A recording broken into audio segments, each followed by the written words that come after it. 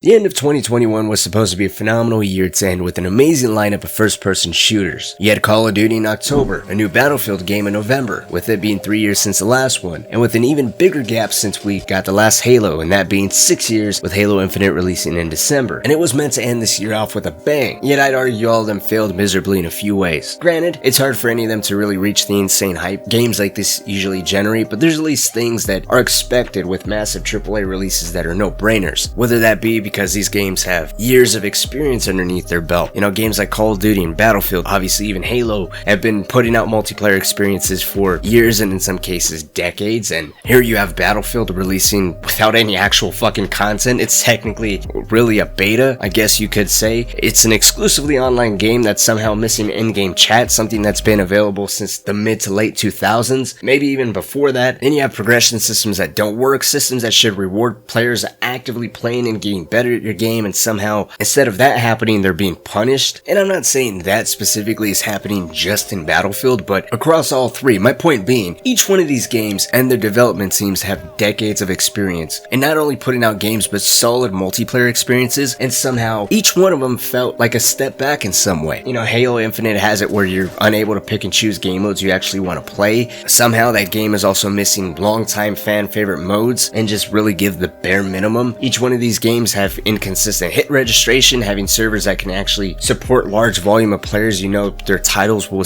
generate on launch day and still somehow can't accommodate, and the list can really go on.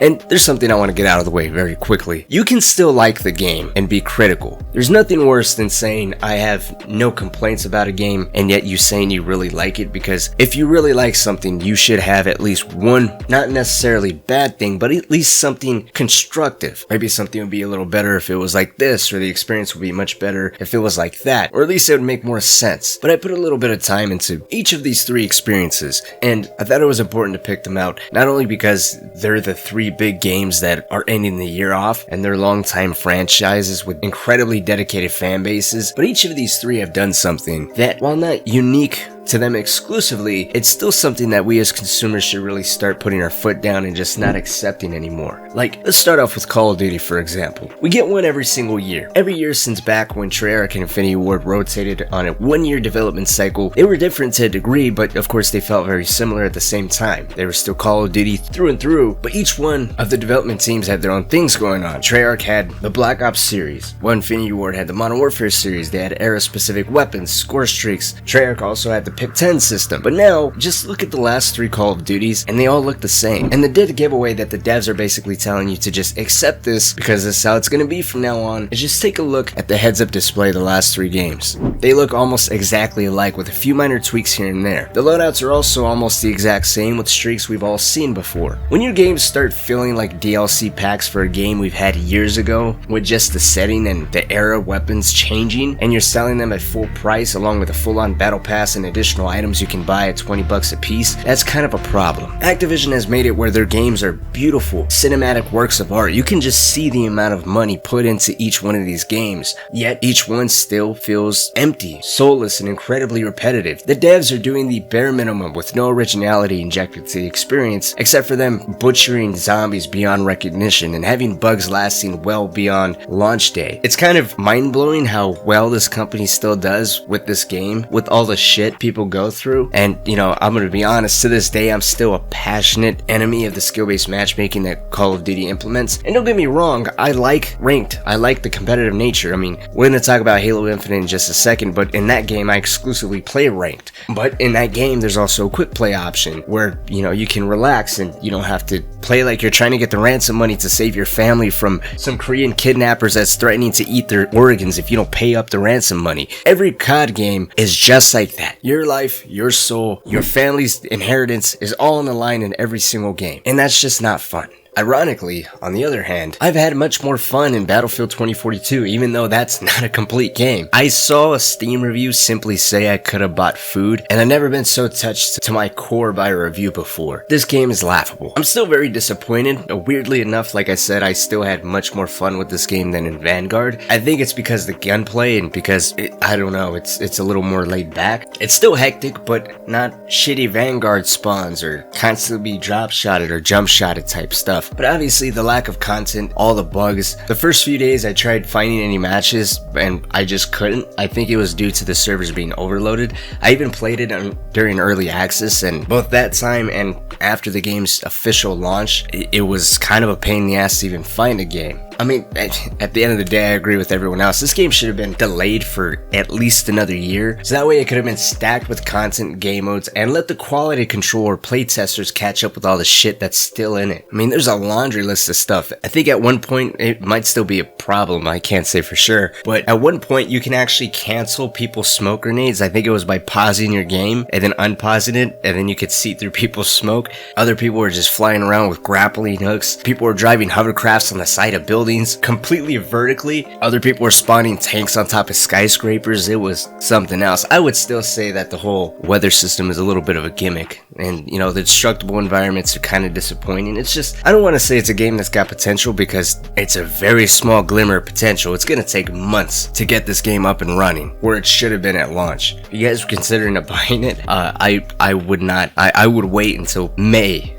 of next year and then see where it's at and then go from there. And if you think I'm exaggerating, EA is notoriously greedy, yet this game is already going for $40 only a month after its launch, so take that as it is. Finally, let's talk about Halo Infinite. Look, I love the game. I have well over 200 hours into it. If the gameplay wasn't fun, I wouldn't have a fraction of that time invested in it. But audio issues, inconsistent melee registration, challenges not tracking, events being spread out pointlessly over months, being unable to pick game modes you want to play, only having a handful of available game modes as of now. And look, I understand they added in dedicated Fiesta game mode, SWAT free-for-all, and I think Team Slayer. But here's the thing, in my opinion, it would have made much more sense if they would have took all those game modes and instead of making them dedicated playlists, throwing them to quick play and then giving people the option to check and uncheck the game modes they want to play. Because in this isolated dedicated game mode, you're dividing the player base a little bit more because you have to go to that specific playlist. You're having pointless options on this UI, clutter it a little bit more. It just would have made more sense to have it in quick play, and then people could have just been rotating from SWAT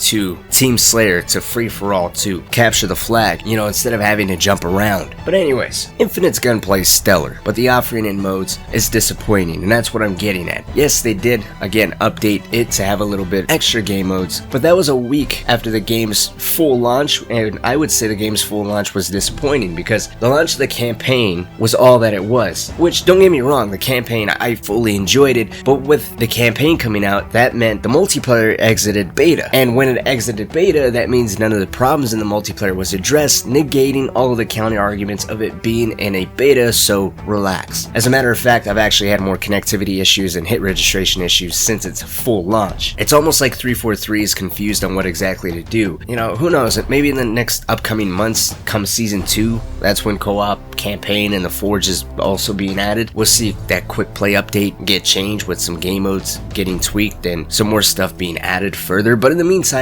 audio being radio silent with people coming up behind you is currently being worked on. Hopefully all the ghost melees and people dropping out or leaving ranked gets addressed as well. I've been disconnected from servers, which deranks myself and the people I'm playing with because it's damn near impossible to win a ranked match with only 3 people. You know, I would suggest maybe 343 adds in a timer, say a 30-second window for people to join back if they get disconnected, and if they don't join back within those 30 seconds, the match ends. No one's rank gets negatively affected. I think that would be a good compromise. Right now, if you leave matches, you do get penalized. I think the first penalty is 5 to 10 minutes. Now I think it's 5 minutes. The second penalty I think is 15, and then I think it jumps to 30 to 45 minutes. But if they can't fix their server issues and people are constantly dropping out, I think having that window to be able to rejoin, and you know, if that window isn't capitalized on, just having the match end and no one's rank being affected, I think would make everyone happy, because it's kind of a pain in the ass to constantly being deranked because fucking people are leaving because they get shit on. Anyways, I just wanted to talk about these 3 games. You know, this is more a discussion piece if anything, not so much bitching and complaining, just kind of thinking out loud. You know, it's incredible to me that technology continues to evolve, innovate, become more and more mind-blowing. Unreal Engine 5 just showcased, and we're at the point where animations and video games are starting to look way better than reality, yet video games seem to be selling less and less full experiences versus a decade ago where graphically nothing was nowhere near as what we're getting nowadays, but they seem to be at least fuller experiences. And if not, the point I'm still trying to drive home is is they should be learning and remembering all the issues they had in the past, not repeating them years later. Anyways, let me know what you think about all this. Have you guys played any of these 3 games? What are your thoughts and opinions on any of the 3? Or most likely this video is going to come out before Christmas. Do you expect or anticipate to get any one of these games for Christmas and see how they stacked up against your expectations? Let's talk. And then of course, like always, if you guys haven't joined the Discord, link to that is always down below. But thank you all so much for watching, and until next time, I'll see y'all later.